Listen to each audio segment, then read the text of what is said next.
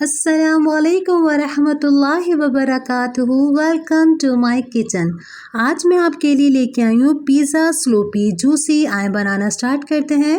सबसे पहले हमें बोनलेस चिकन चाहिए। चिकन को हम मैरिनेट करेंगे। हाफ टी स्पून नमक, हाफ टी स्पून कुटी हुई लाल मिर्चें, हाफ टी स्पून लाल मिर्ची पाउडर, पिंच हम इसके अंदर हल्दी डालेंगे, half teaspoon chaat masala, 1 tablespoon अदरक लहसुन का paste, half teaspoon tandoori masala और 2 टेबल स्पून हम इसके अंदर दही डालेंगे।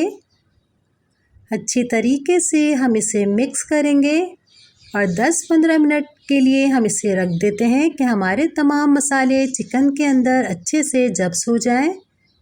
इसी के बाद हम अपना पैन रखेंगे विदाउट ऑयल वाटर। तमाम चिकन डाल के चिकन को इतनी देर तक कुक करेंगे कि चिकन का पानी खुश्क हो जाए। जब तक हमारे चिकन का पानी खुश्क हो रहा है, अगर आपने मेरे चैनल को लाइक नहीं किया तो लाइक कर दीजिए और फैमिली फ्रेंड में ज़्यादा से ज़्यादा शेयर कीजिए। ये देखें चिकन का पानी खुश्क हो गया है। अब हम इसे ठंडा कर लेते हैं। ये मैंने 3 बन लिए हैं जो आपको 6 नज़र आ रहे हैं। इसके ऊपर हम पिज़्ज़ा सॉस लगाएंगे। अच्छी तरीके से इसके ऊपर आप पिज़्ज़ा सॉस लगाएगा और आप इसे ज़रूर ट्राई करेगा। फ्राई चीज़ें खा खा के दिल भर जाता है, कभी अनफ्राई चीज़ भी बनानी चाहिए। और ये जो मैं आपके लिए लेके आई हूँ पिज़्ज़ा स्लोपी जूसी, ये बहुत मज़ेदार बनता है। इसी के ऊपर हम चिकन के चम्स रखेंगे। थोड़ी सी इसके ऊपर शिमला मिर्चें रखेंगे।